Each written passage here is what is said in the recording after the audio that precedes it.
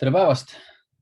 Mina olen Ragnar ja räägin siis põlvkondade vahetuse teemast ja natukene ka maailma maine teemast, aga rohkem võib-olla sellisest isiklikust kogemusest ja tähelepanekutest. Et see põlvkondade vahetuse teema on selline hästi aktuaalne teema, et meil nüüd sellel aastal saab siis 30 aastat Eesti taasiseseisvumisest ja ongi käes selline esimene suurem põlvkondade vahetus. Ja täna olete juba palju kuulnud nii siis meie ministeeriumi poole pealt kui ka siis Maaülikooli poole pealt ja meie enda organisatsioon ja ka välismaalased. Ja mina siis nüüd siia lõpetuseks räägin rohkem võib-olla isiklikust kogemusest siis.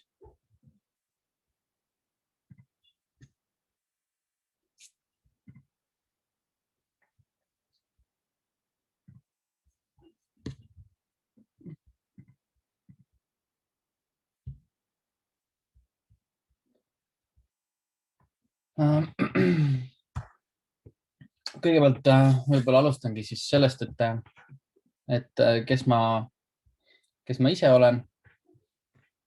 Et võib-olla paljud mind ei tea. Olen siis sündinud 91. aastal Rakvere lähedal. Seal siis käisin ka koolis Rakvere gümnaasiumis. Ülikoolis siis õppisin algselt geenitehnoloogiat Tartu Ülikoolis ja seejärel magistrantuuris juba siis põllumajandust. Ja olen siis ka seal siiani doktorantuuris. Lisaks teen kaasa ka Eesti Noortalunike Liidu tegemistes ja osalen ka peretalu ettevõtmises.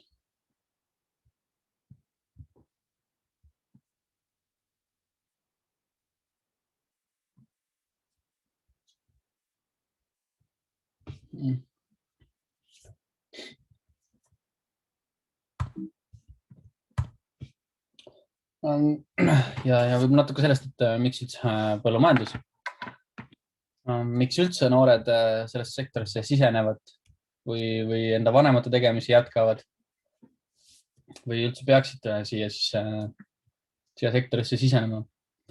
Et paljude jaoks on see selline põlvest põlve edasikanduv traditsioon. Et on meil ju palju mitmenda põlvkonna talunikke. Võib olla ka siis vanemate surve, et meie tegeleme, et siis kuidas siis lapsed saavad nii, et nemad siis põllumajandusega tegelema ei hakka, et mis siis talust saab ja nii edasi, eks ju. Või siis tahe teha koostööd loodusega. Minu puhul on võib-olla siit sellised nagu mitmete põhjuste kombinatsioon. Et vanemad selle taluga alustasid siis, kui mina sündisin. Ja eks nende tahe on kindlasti see, et ma sellega jätkaksin. Kuid alati on mind kasvatatud selliselt, et ma enda otsused teeksin ise, kaaluksin need läbi ja selle elutee siis valiksin. Keskkoolis meeldis mulle bioloogia ja ülikoolis läksin õppima geenitehnoloogiat, sest mind väga huvitas, et kuidas elu toimib ja kuidas elu alguse saab ja nii edasi. Et geenitehnoloogia sellele küsimusele suuresti vastas. Ja teine motivatsioon on mul alati olnud selline tahe olla nagu inimkonnale kasulik. Et kui ma siit ilmast lahkun kunagi, et ma oleks nagu midagi ära teinud. jah, ja siis sihuke ka eriala valik siis sellest tulenevalt. Pärast gümnaasiumit läksin ma kaitseväkke. Kaitseväes siis ma hakkasin aina enam mõtlema edasise elu peale ja selle mõtte käigus ma jõudsin siis lõpuks jällegi sinna peretalu edasikandmise ja põllumajanduse peale. Ja pärast siis kaitseväge läksingi Maaülikooli magistrisse põllumajandust õppima. Suviti siis hakkasin ka talutöödes rohkem kaasa tegema. Ja siis need teadmised ja kõik see praktiline kogemus, mis ma sealt omandama hakkas siis tekitama sellist nagu sükest sügavamat huvi ja hakkas tekkima ideed, et siis kuidas seda talu edukamaks veelgi edukamalt nagu edasi viia ja edendada. Ja nagu ma ütlesin, siis uued ideed ja tekkis sihuke reaalne sügavam soov see talu nagu kunagi üle võtta ja ise siis nagu põllumajanduses kätt proovida. Et noh, siia pildi peale siis või slaidi peale ma tõin siis erinevaid pilte, mis võib-olla võtab selle kõik kokku. Et see, ühelt poolt see selline kuldsed viljapõllud, et sa oled ise sinna oled vaeva näinud selle nimel, sinna sisendid sisse pannud ja siis lõpuks on see põld valmis ja sa koristad ja hoiad neid teri enda käes ja mõtled, et see on kõik sinu terve selle poole aasta töö. Või sisuliselt siis terve aasta töö. Ja need teiselt poolt siis ka need sellised rõõmsad lehmad, kes sulle karjamaal vastu jalutavad ja sellised suured masinad ja sihuke loodusega sihuke koostöö. Et see kõik nagu on minu jaoks seda mõjutanud või et selle valiku tegemisel. Kooli kõrvalt siis ja ka talutööde kõrvalt, et osalesin aktiivselt erinevates programmides ja koolitustel. Üheks selliseks meeldejäävamaks on alati olnud mul, millest ma alati räägin, on olnud siis Euroopa Liidu ja Hiina noortalumenike vahetus. Et toimus siis 2 reisi Hiinasse ja 2 reisi Euroopasse. Esimene reis oli siis november 2017 ja viimati siis käidi 2018 siin ka Eestis ja 2018 lõpuks siis saime uuesti käia veel Hiinas. Et lõputseremoonial. See oli selline väga sihuke silmi avav kogemus, et sai siis endale teadvustatud, et see, mida ma siin Eestis teen, on tegelikult ka nagu kogu maailma jaoks väga oluline. Et räägitakse ju palju, et kogu maailma sihuke põllumajandus peab olema ühtne ja et keskkonna eest tuleb hoolt kanda ja et kui me siin keskkonda ükskõikselt suhtume, et siis see mõjutab tervet maailma. Et see on üks asi on see, et kas seda juttu uskuda, aga kui sa ise nagu näed seda, et tegelikkuses teisel pool planeeti tegutsevad täpselt samasugused aktiivsed ja innukad noored nagu meie siin. Ja see reis siis oligi sihuke nagu reaalne ja praktiline enesele teadvustamine, et need noored ja ka vanemad seisavad seal silmiti tegelikult täpselt samasuguste probleemidega ja ka väljakutsetega, et palju on meil üksteise pealt õppida, et mingeid asju on nemad väga hästi lahendanud, mingeid asju on meie väga hästi lahendanud. Sihuke väga palju kogemusi andev sihuke programm.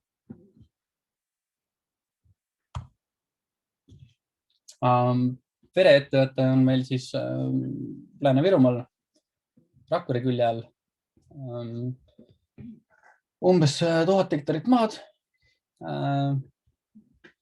On ka umbes 100-pealine lihaveisekari lihaveisid on mahedad. Noh, selle juures on ka natuke mahedat teravilja. Tulevikus siis muidugi selle maheda osa loodame suurendada. Umbes pool meie teraviljakasvatusest on siis seemneviljakasvatus. Noh, külvi korras siuke tavaline hernesisurab soderkaer. Rukist tänu seemnekasvatusele siis väga ei soovi kasvatada. Teeme koostööd erinevate ühistutega, erinevate ettevõtetega. Piirkond on siuke meil hästi aktiivne põllumajanduslikult just, et mullad on viljakad. Ja siis võib-olla enda poole pealt siis kõik, et nüüd rohkem võib-olla siis teemasse. Noorte osakaal siis põllumajanduses, et sihukest teemat sellise nagu graafikuga on väga hea alustada, et see on kindlasti väga palju juba ka läbi käinud ja kindlasti ka täna läbi käinud, kuid siin ta siis taaskord on. See graafik on küll aastast 2018, kui ma ei eksi, aga need proportsioonid on suures plaanis sarnased. Et miks seda üldse välja tuua, et põlvkondade vahetuse teemal, et miks seda põlvkondade vahetust üldse peaks soodustama, ongi siis see noorte osakaal nii-öelda põllumajandusettevõtete juhtidest on suhteliselt madal. Kogu Euroopas on siis probleemiks. Alla 40-aastaste juhtide osakaal on siin, Eestis on ta alla 20%, 2018 oli 16% ja Euroopa Liidus on ta veelgi madalam, seal 10% lähedal. Ja 55–65-aastaste juhtide osakaal on siis pea 60%. Ja Euroopas on see olukord siis veel hullem. Ja miks see siis probleem on?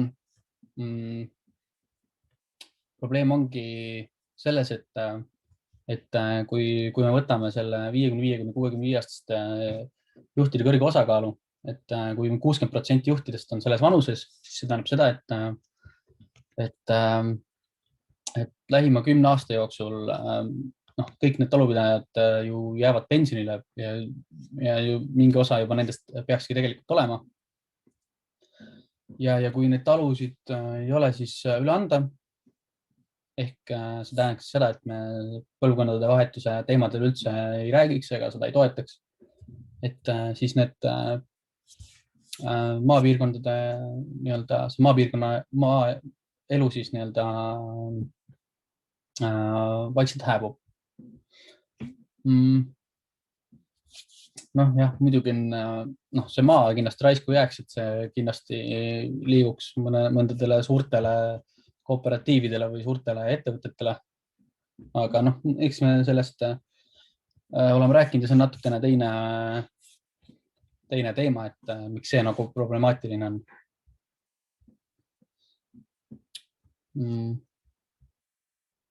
Miks see osakaal üldse selline on? Ühelt poolt, kui me Eestist räägime, siis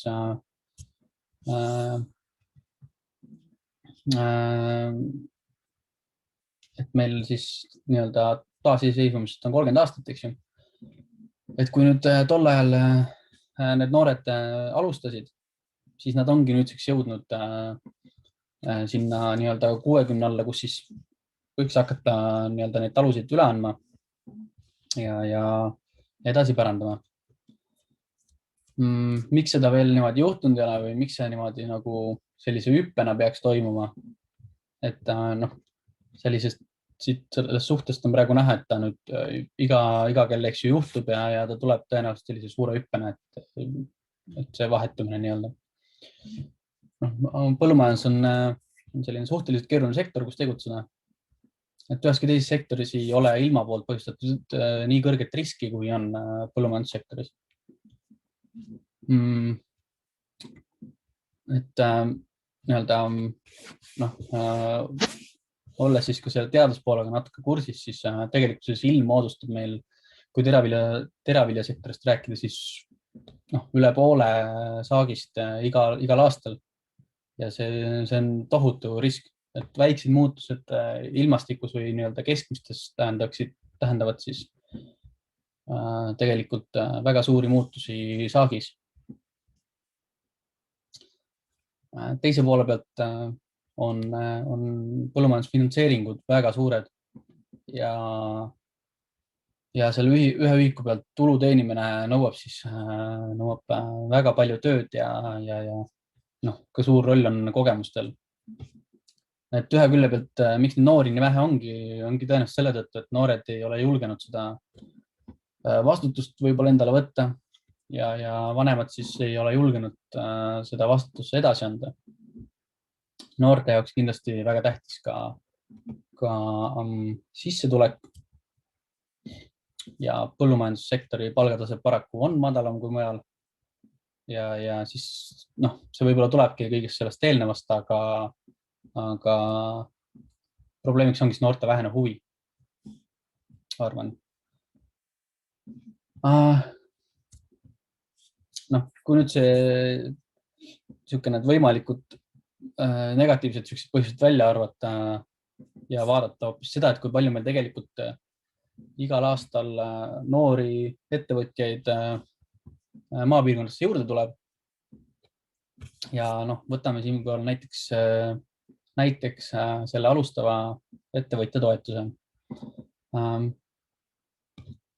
Näiteks 2020. aastal anti siis tegevusega alustava noore ettevõtja toetus 93 noortalunikule, summas 3,7 miljonit eurot.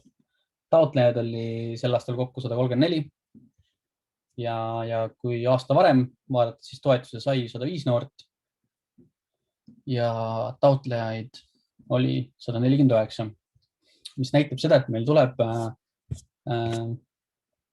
keskeltläbi 100 noort aastas juurde, mis minu meelest Eesti väiksust arvestades on tegelikult üüratu number, et meil iga aasta tuleb 100 noort ettevõtjat juurde põllumajandussektorisse. Et minu meelest numbrid väga selgelt näitavad, et see taasiseseisvunud Eesti esimene suurem põlvkondade vahetus põllumajanduses tegelikult juba toimub ja nii-öelda tuleviku toidutootmist silmas pidades, siis vajab see veelgi suuremat toetust ja just sihukest võib-olla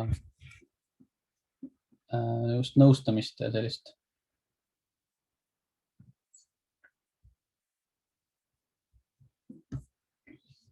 Jah, et nii-öelda abi, et juhtida need noored õigele teele, et me ei vaja nii-öelda sektorisse lihtsalt noori, kes tulevad siia ja ei tea, mida nad nii-öelda tegema hakkavad.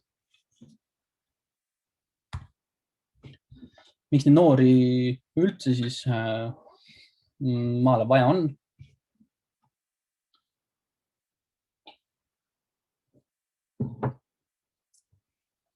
Et siia slaidile välja toodud, et toiduga varustatus, maastike hooldamine, maapiirkonna tulevik, eks ju.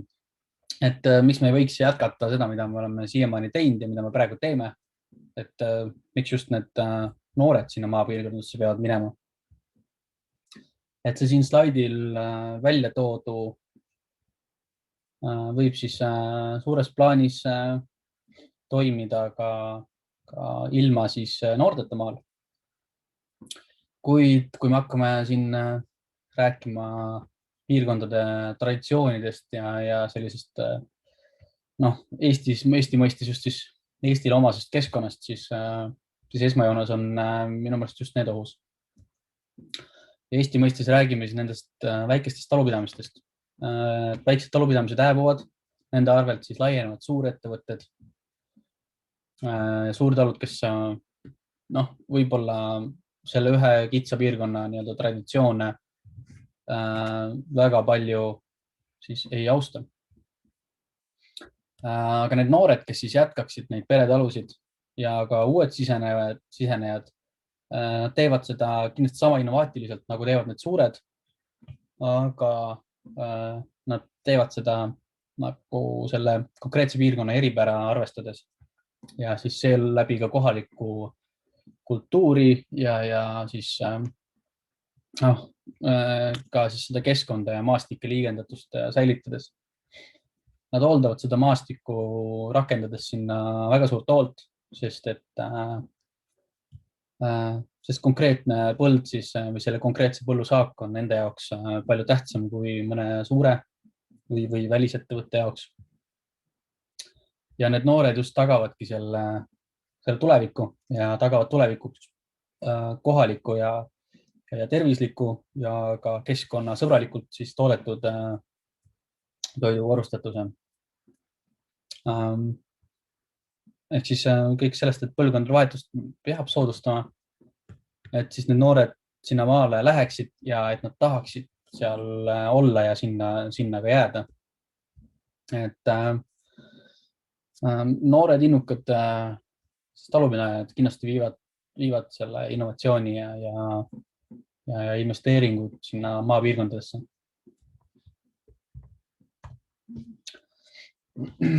Alustamine, et kui me räägime põlvkondade vahetusest, siis jah, suur osa sellest on siis see peretalude traditsiooni jätkamine ja ühelt põlvkonnalt siis talu teisele edasi andmine. Aga põlvkondade vahetuse juures minu arust peab rääkima ka äriga alustamisest. Et ka need uued alustajad toovad seda mitmekesisust ja noorust sektorisse juurde. Ja võib-olla hoopiskist lähenevad mõnele probleemile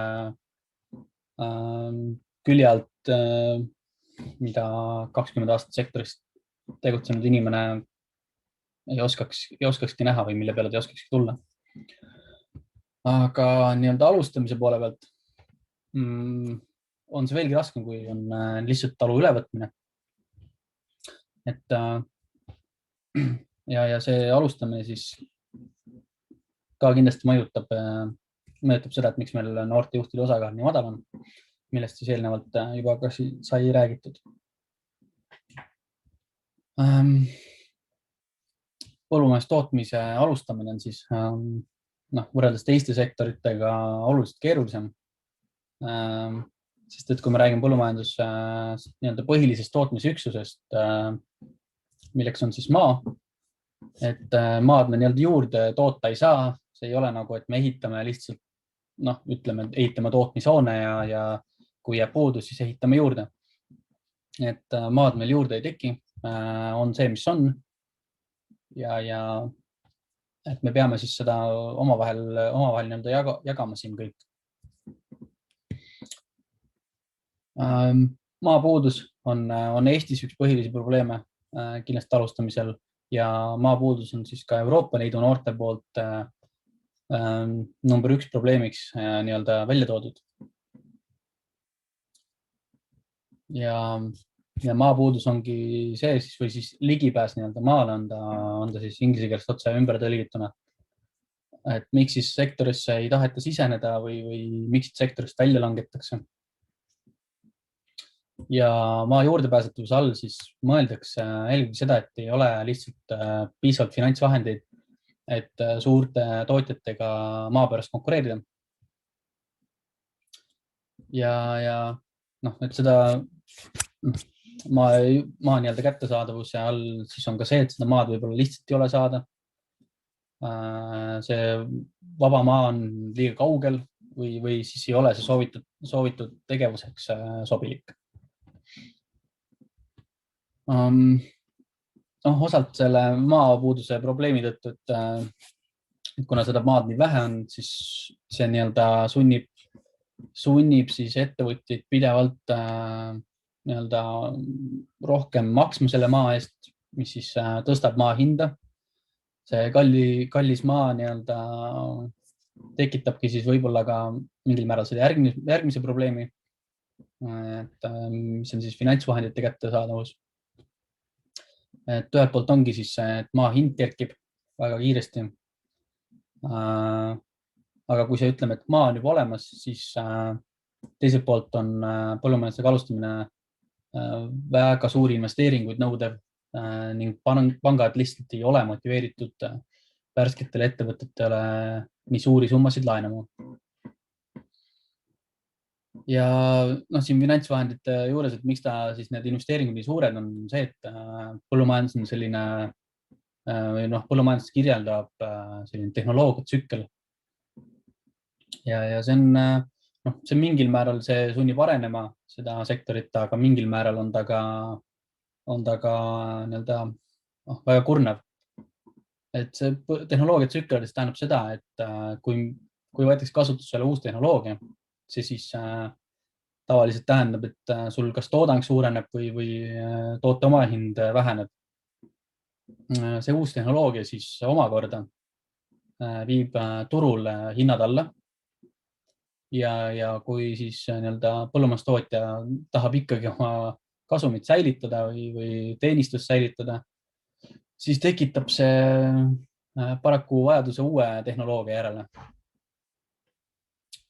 Ja see siis teebki põllumajandustootja elu väga keeruliseks. Ta kogu aeg peab lihtsalt uut tehnoloogiat kasutusele võtma, kogu aeg uuenema, kogu aeg nii-öelda innovaatiliselt siis mõtlema. Eestis on selles alas tegelikult üsna suure töö ära teinud Maaelu Arengu Sihtasutus. Ja kui me siin räägime just noortest, siis usun, et kui Maaelu Arengu Sihtasutus meil edasi jätkab, siis Eesti noored on tegelikult väga heas seisus.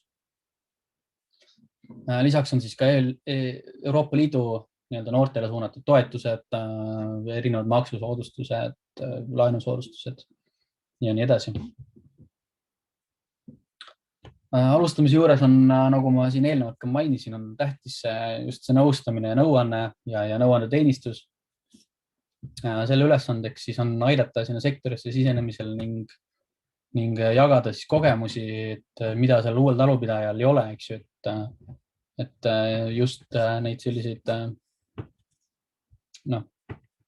praktilise poole pealt, et mida vältida, mida teha teisiti, nii edasi.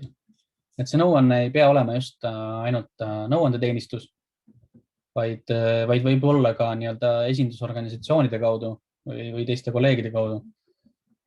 Esindusorganisatsioonid, et siinkohal tulekski võib-olla soodustada just esindusorganisatsioonide loomist.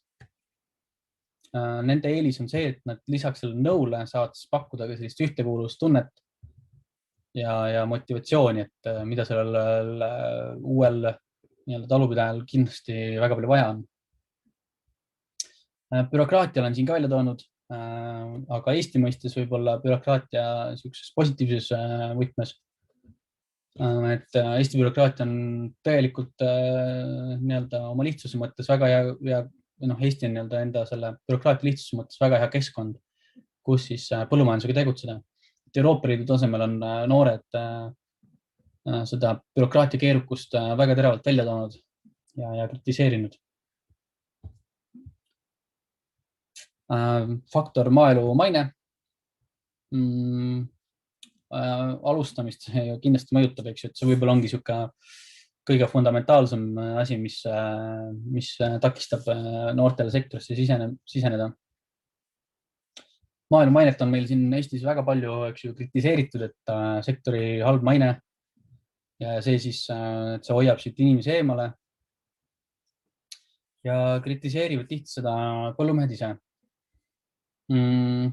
Väga tihti on kuulda, kuidas mõni talupidaja süüdistab näiteks ajakirjandust ja meediat, et nood siis kirjutavad halbasid artikleid põllumajandusest. Aga siin tegelikkuses võiks iga tootja või iga ettevõtja mõelda selle maine peale selliselt, et kes neid ajakirjanikele neid intervjuusid annavad, et kes siis tegelikkuses seda mainet ikkagi kujutab.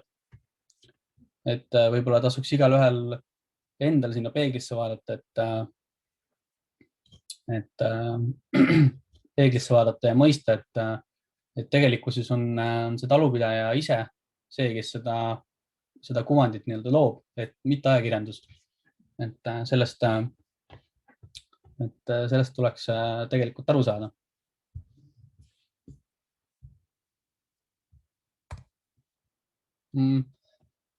Seda maapuuduse nii-öelda probleemi veel illustreerida, siis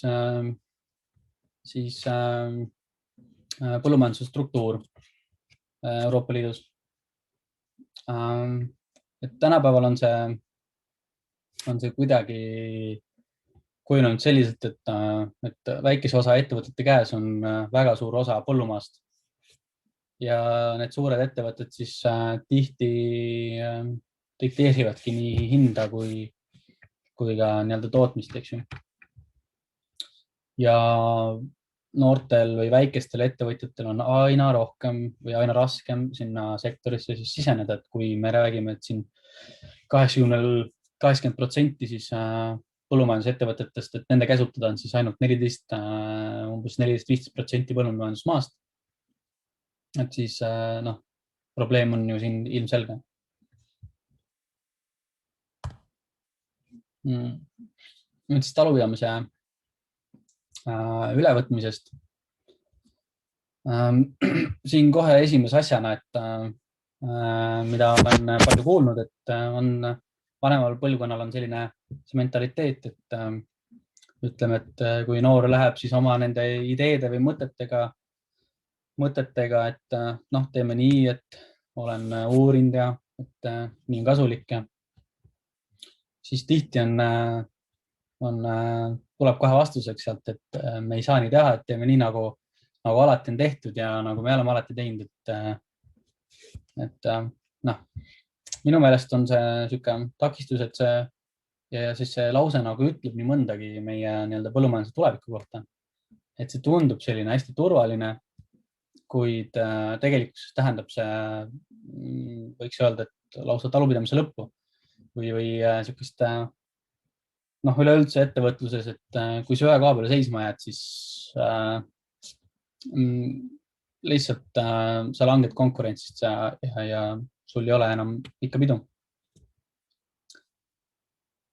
See tuleb siis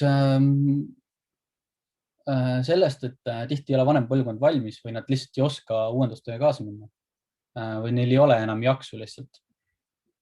Et nad on terve elu teinud asju ühtemoodi ja siis need noorte nii-öelda sellised radikaalsed, võib-olla kohati radikaalsed ideed tunduvad väga ebarealistlikud ja lausa utoopilised ja siis lihtsalt sellepärast neid noori usaldatagi ja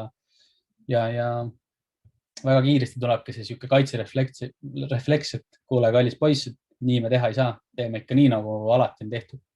Et minu vanaisa ja tema vanaisa juba tegi niimoodi ja et teeme nii. Siis järgmine mentaliteet, et mida rohkem tööd teeme, seda kasumlikum. See mentaliteet tuleb ka sellest, et ühelt poolt sellest, et lihtsalt 30 aastat tagasi näiteks 30 aastat tagasi nii-öelda tööpuudust nii-öelda või tähendab tööjõupuudust põllumajanduses ei olnud. Ja see nii-öelda tööjõud ei olnud väga suur kulu. Ja võiski lihtsalt rohkem tööd teha, rohkem nii-öelda inimesi palgata alati ja neid harusid nii-öelda enda ettevõttele kogu aeg juurde tekitada, et siis see nii-öelda tõi rohkem tulu. Aga tänapäeval pigem võiks öelda, et on see põhimõte 180 kraadi teises suunas. Eks ju, et tuleb teha just võimalikult vähe, võimalikult suure kasuga.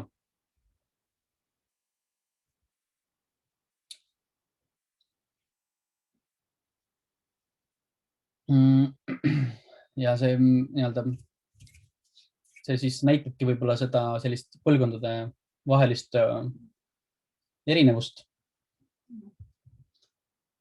Et kui me siin räägime näiteks sellest, et miks ei võiks vanem ja noorem põlvkond nii-öelda koos tööd teha, koos seda talu juhtida, ei näe selles nagu probleemi või ma ei näe, et see ei võiks nii toimida. Aga tihti tuleb seal selline kahe põlvkonna vahel lihtsalt sellest aja erinevusest, millal nad üles on kasvanud. Lihtsalt selline konflikt. Et need põlvkonnad ongi lihtsalt kahel erineval või nagu niivõrd erinevatel aegadel üles kasvanud, et nende põhitõed, mille järgi majandatakse või üldse ka elatakse, on lihtsalt totaalselt erinevad. Ja see siis viibki lihtsalt selle konfliktini, et vanale peremehele tundub see noor liiga uljas enda utoopiliste uuendustega ja siis ei taheta või usaldata noort siis tegutsema. Et las ta teeb siin minu kõrval ja näeb, kuidas asi tegelikult käib. Selles ei ole ka midagi halba, aga probleem on selles, et kui seda liiga pikalt teha, siis jääb selle ettevõtte areng lihtsalt ühel hetkel seisma. See noor peremees tunneb, et teda surutakse alla ning temaga ei arvestata ja ühel hetkel lihtsalt ei ole siis seda talu kellelegi edasi anda. Muidugi on siin oluline selle noore toetamine ja nõustamine ja enda kogemuste siis edasi andmine. Aga seal tulebki nagu lihtsalt aru saada ja leida see õige ajastus. Ja siis nende noorte neid mõtteid usaldada, et tihti tegelikult need noored oskavad tänases majandusmaailmas oluliselt paremini orienteeruda. Olgu see siis kas hindade fikseerimine, uued tehnoloogiad, nende kasutusele võtmine, riskide maandumine, turu olukorraga kohanemine. Need kõik on suhteliselt uued terminid põllumajandusmaailmas. Et nad on küll kaua juba siin olnud, kuid aina olulisemaks saavad sellised pisikesed, võib-olla esialgu sellised tähtsusetud otsused ja detailid, mida tegelikkuses see noorem põlvkond võib-olla nad lihtsalt ma arvan, et nad omandavad seda infot lihtsalt oluliselt kiiremini ja protsessivad seda paremini. Siia juurde ka siis üks siuke graafik, mis võib-olla seda eelnevat kõike hästi illustreerib. Et kuulsin ühel konverentsil rääkimas Antsanes Viirat Maaülikoolist, kes siis tõi välja sellise talu elutsükli graafiku. Panin selle ka siia. Ja see on siis väga hea siuke võimalus piltlikult kujutada, et millal võiks talu üle anda ja miks ja kuidas, eks ju. Et siin on talu elutsükkel on jaotatud 3 faasi, et on selline kasv, küpsus ja langus. Talu laienemine või see kasvufaas on siis kõige tõenäolisem või kõige suurem siis, kui talunik on selline vanuses 40–49, eks ju. Noor mees, palju motivatsiooni, palju jaksu teeb, eks ju, ja talu kasvab. Siis jõuab see talu ühel hetkel küpsuse faasi. Talu siis küpsuse faasis on kõige parem aeg siis seda talu kas müüa või üle anda. Et tundub ju loogiline ka. Et nagu sportlastega, et lahku siis, kui sa tipus oled. Ja siis küpsuse faasis ongi siin nüüd sellised kriitilised hetked, et kui talunikul on järeltulijad, kes siis seda talu võiks üle võtta, siis kavatseb ta väiksema tõenäosusega põllumajandustootmist vähendada või siis seda tegevusega lõpetada. Ja suurema tõenäosusega siis kavatseb ta tegevust hoopis jätkata või veelgi laieneda. Talunikel, kellel on siis järeltulijad, kes siis võiks selle talu üle võtta, on põllumajandustootmisega lõpetamise tõenäosus väiksem. Pärast siis seda küpsusfaasi saabub siis aeg, kui taluperemees on juba saavutanud sellise vanuse, et siis 50-ndad ja läheneb 60-ndatel, et ta on täis elujõus. aga ta on selle talupidamisega juba nii kaua tegelenud, kogu oma vaeva ja aja sinna alla pannud, et siis hakkab tekkima see aeg, kui motivatsioon võib-olla hakkab vähenema, ei jõuta nende uuendustega nii väga kaasas käia, tööd hakkavad kogunema, tihti arvatakse, et noh, et talul läheb hästi, et midagi halba juhtuda ei saa. Ei taheta võib-olla seda talu veel siis üle anda, et kuna läheb hästi, et siis soovitakse veel peremehel, noorele peremehele nii-öelda seda kogemust enda kõrvalt jagada. Aga kõik see lõpuks siis viib selleni, et hakkab tekkima hakkab see talu nii-öelda sisenema languse faasi. Noh, languse faasis juba tuleb see, et ei taheta noortele seda raskustes ettevõtet üle anda, et küll läheb paremaks, et küll ta siis saab nii-öelda heast kohast alustada. Selles faasis hakatakse tihti otsima nii-öelda süüd mujalt. Et ega peremees ise ei ole ju selles talu languses süüdi. Et siin esmajoones on kohe ilm on süüdi, eks ju. Küll on riik või valitsus nendes raskustes süüdi. Üritatakse seda talu siis uuesti või seda ettevõtet uuesti kasvama panna, võetakse laene, kuid tegelikkuses ei ole enam jaksu selle kõigega tegeleda, lihtsalt ning probleemid süvenevad. Ja mingi aja möödudes lihtsalt siis talu tegevus lõpetatakse. Talu tulebki anda, kui on kellele anda. Et siin tegelikkuses ei ole väga mingit sihukest suurt teadust vaja rakendada, et ongi väga lihtne, ongi see, et kui sellel vanal peremehel on seal see noor järeltulija kõrval, kes on näha, et on motiveeritud, ta tahab, tal on teadmised, tahab tegeleda ja samal ajal enda nii-öelda talu siis nii-öelda käekäigul otsa vaadates ja on näha, et on aastaid kasvatud ning et on olnud juba paar aastat selline stabiilsus, et miks mitte anda kas või osade kaupa talu juhtimine noorele, jääda sinna ise kõrvale ja juhendada.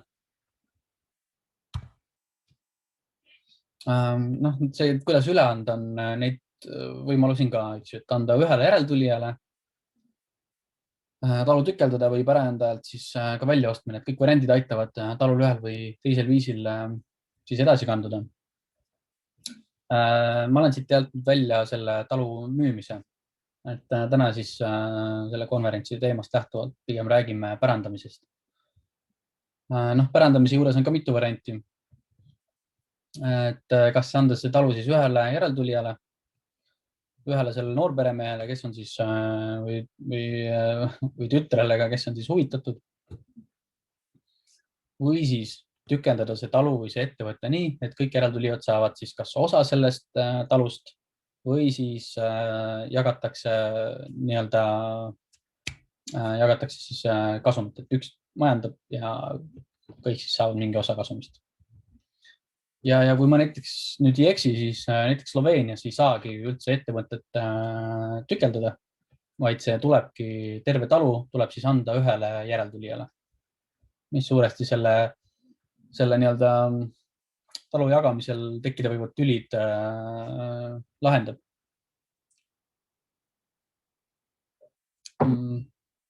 Siis sellelt omanikult selle talu väljaostmine, et järeltulija ostab talu välja. See on nii mõneski Euroopa riigis laialdaselt kasutatav ning mõnes riigis ei saagi üldse seda talu muud moodi edasi anda, kui tulebki see nii-öelda uuel omanikul või noorperemehel siis välja osta. Noh, selline viis annab ka nii-öelda võimaluse sellel vanemal põlvkonnal nii-öelda see müügist saadud raha uuesti tallu investeerida. Et tihti on see, et see talu on sellele vanale nii-öelda peremehele ka tema elukohaks. Et noh, kui enda lapsele talu pärandada, et ega siis ju vanemaid sealt välja ei lööda. Ja see vana peremees nii-öelda saab jääda seotuks seal talus. ja ta saab see raha investeerida tallu. Muidugi ta hiljem siis peaks selle intressidega tagasi saama. Aga see siis annab võimaluse sellel noorel peremehel kohe hakata mingit oma ideid rakendama. Ja siis see rahaline kasu seal või see müük, see võib olla ka siis lisamotivatsiooniks vanematele, et siis see talu järglastele üle anda. Kokkuvõtteks siis, millest ma rääkisin, oligi siis, et see esimene suur põlvkondade vahetus juba toimub. Selle peab toetama. See protsess on juba kestnud aastaid ja kestab veel aastaid. Et kuidas see põlvkondade vahetus toimub, siis me vaatame, et aina rohkem uusi ettevõtteid siseneb sektorisse. Kui siin ka sõita ja käia ringi taludes Eestimaal, on taluväravates on juba näha neid noori motiveeritud nägusid. Meie tehnoloogiline tase on viimastel aastatel tohutult paranenud. Et ka seal on kindlasti roll noortel, kes selle innovatsiooni sinna maapiirkondadesse viivad. Maaelu maine koha pealt sellest võib-olla nii palju täna ei rääkinudki, aga siin on see väga lihtne, on see, et põllumees ise kujundab maaelu mainet. Ja me ise selle kuvandi kujundame ja meie ainult sellest vastutame. Talu üleandmine, seda tuleb teha siis, kui on kellele anda. Mitte siis, kui võib-olla ollakse, eks ise peab olema valmis lahti laskma, aga kui on soov üle anda, tuleb see anda siis, kui on kellele anda. Selle üleandmise juures, et need kogused kogemused tuleb siis koos selle taluga edasi pärandada. Ja sealjuures ei tohi karta neid uuendusi, mida need noored sinna või plaanivad või toovad. Et selline jutt siis siia konverentsi lõppu, et kavas on meil veel ka siis paneeldiskussioon, kus siis me vastame siis teie küsimustele ja arutleme nendel teemadel natukene edasi. Aga minu poolt siis kõik. Ja aitäh kuulamast.